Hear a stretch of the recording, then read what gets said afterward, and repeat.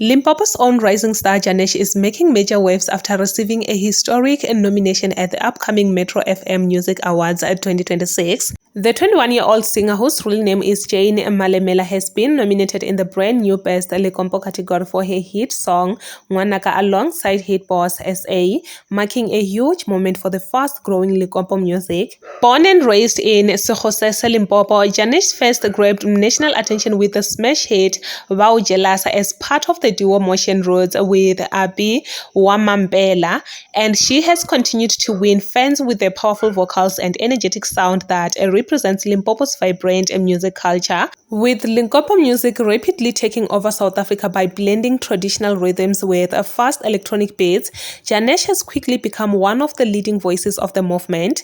The awards ceremony will take place on the 25th of April at the Durban International Convention Centre in Durban, where she will compete against fellow artists Shandesh and Karishma. And regardless of the final result, this nomination already proves that Janesh is a rising star, proudly putting Limpopo on the national stage.